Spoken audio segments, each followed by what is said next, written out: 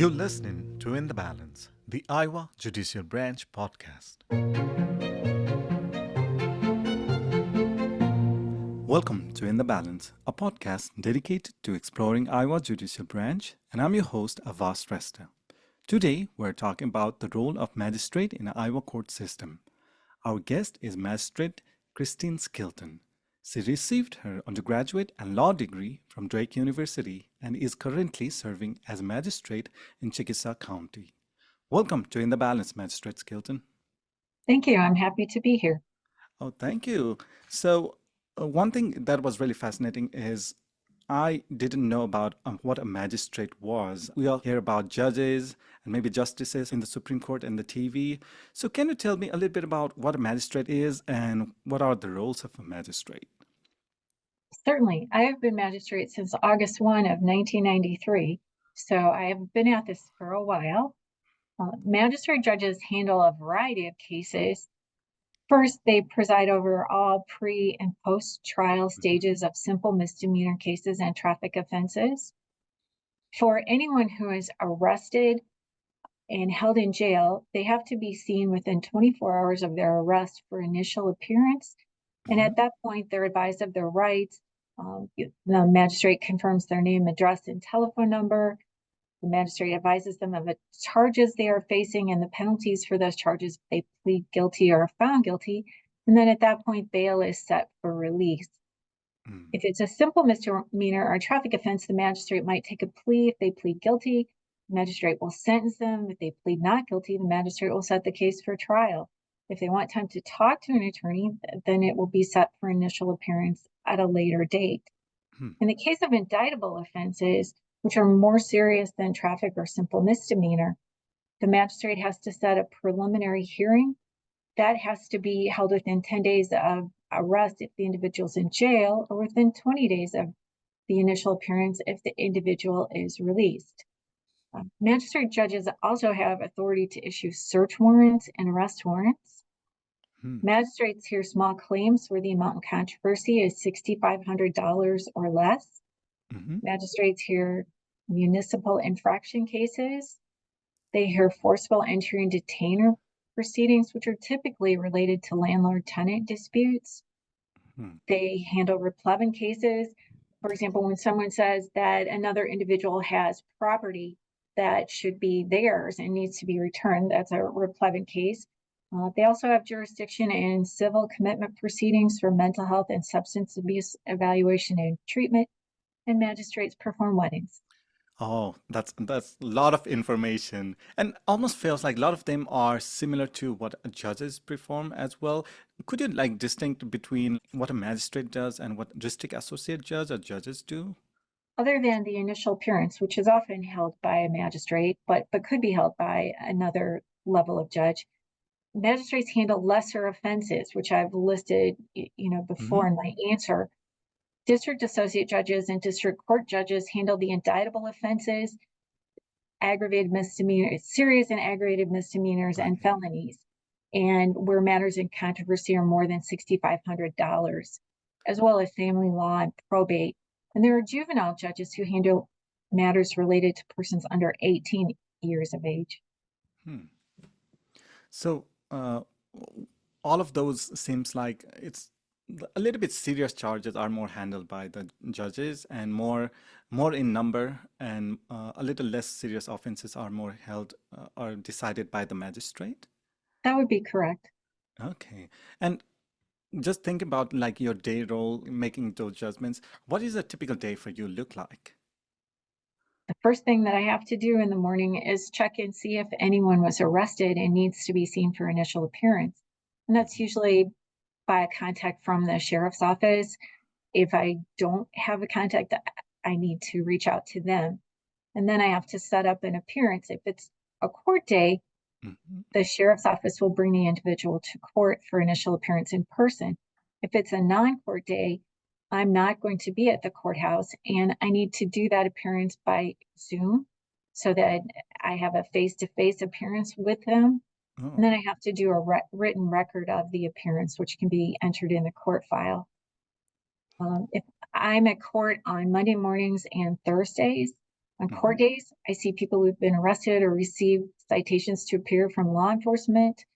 I review any motions that have been filed and issue rulings. I may have mental health or substance abuse case hearings or reviews. I may have small claims or forcible entry and detainer hearings. Trials on simple misdemeanor and traffic offenses are usually set for the first Thursday of the month in my county. Other counties handle it differently.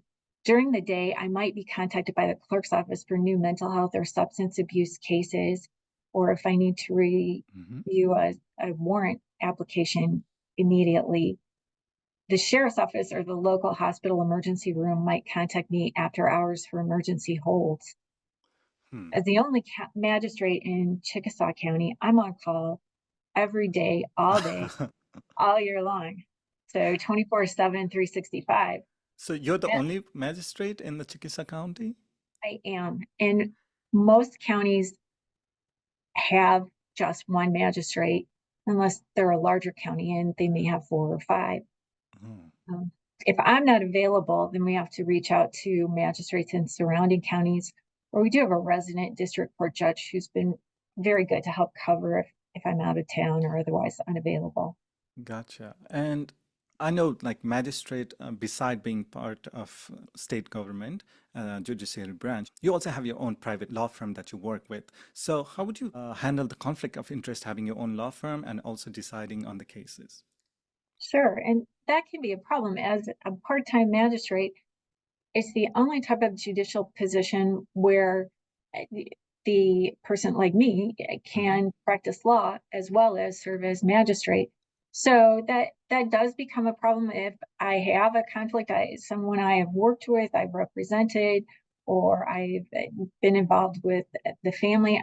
I might have a conflict, and then I have to issue Hmm. an order recusing myself, and then another magistrate or judge has to be assigned to handle the matter. Hmm. Well, for especially a small town like Chickasaw, you might have to be aware more of conflict of interest. I guess there are only so many lawyers and attorneys present, right? That's right. And I do practice law with my husband. He's been my partner for almost 32 Hmm. years in a law practice. So he's also the city attorney for Nashua. And Huh. I do not hear any Nashua cases. Those are heard by a different magistrate or judge. And Okay. he typically does not take any cases that would appear before me or would come before me. That's very interesting. Can you tell me a little bit motivation of why did you apply to become a magistrate? Although I grew up in Iowa, I was out of state after law school for a period of time. And when my husband and I came back to Iowa after he finished his Army commitment, we joined a man who'd been in practice here since 1934. And we joined him in December 1992. He encouraged me to apply for the magistrate position that was going to be opening up in the summer of 1993. So I've been magistrate since August 1 of 1993. And I will Okay. tell you, when I started as magistrate, I never expected to serve more than one or two terms. But I really enjoy the position and I feel like I can make a difference in the community. So that's why I've continued. I mean, that's definitely a very valuable position for any community in our, especially in our counties. So I know there have been a lot of changes, especially with the COVID and everybody going online. How has the job of magistrate actually changed with increase in virtual proceedings and e-warrants? Having the ability to handle initial appearances with the jail by Zoom with the people who Hmm. are arrested saves considerable time driving to the jail or to the courthouse on non-court days. It's about a half-hour trip for me to travel from my home to the jail on a non-court day. Hmm. So being able to have a virtual hearing and still see the person to go through the initial appearance, but not have to drive to the jail has been great. It saves time and travel costs for parties or attorneys who want a virtual hearing, uh, like in a small Hmm. claim or some other proceeding. As far as electronic search warrants, the sheriff's office used to have to send a deputy to the magistrate or the judge's house at all hours to Yeah. apply for a search warrant in person. Now, with the electronic search warrant, it can all be handled remotely. And that's particularly time saving for highway patrol officers and for counties with limited law enforcement officers.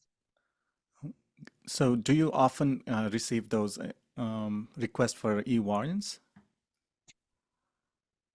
I haven't received many, Mhm. but I have done several. I know magistrates in larger counties may be contacted more frequently than me. Gotcha. And when think about like each cases are different, and maybe the thinking about handling each case is you have to be uniquely prepared. So, how do you prepare for your cases that you preside over? When I first started as magistrate, there were paper files, and I would have a huge stack of files to review every day Hmm. and go through and look at motions and handwrite or type my own orders.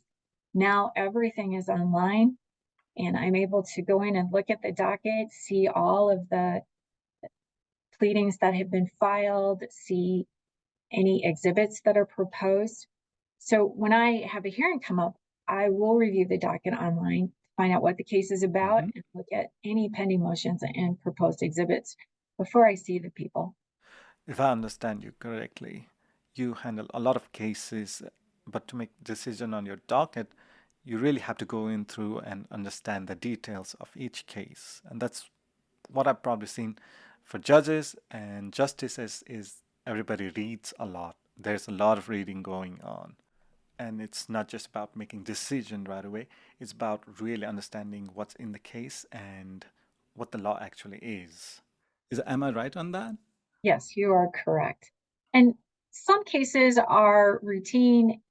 The magistrate has seen this type of case before, and it doesn't require a lot of preparation. But every small claim is different.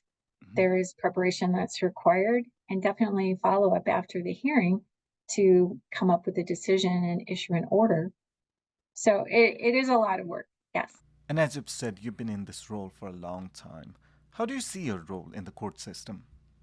From my first application, I said that my goal was to uphold the laws of Iowa in a fair and even-minded manner, and that has not changed over the years. I try to be supportive of the community and to help people. I try to contribute to the court system in a positive way, remembering that it's about the people. Magistrates are often the first and perhaps the only judge a person will see in the court system in their lifetime. I try to be respectful of that. The job position itself being rewarding, many people might be thinking like, oh, I might eventually have my career following in the path and maybe become a judge or a magistrate or go into the field of law. If you have to suggest them eventually to take a path towards being a magistrate, what advice would you provide to them?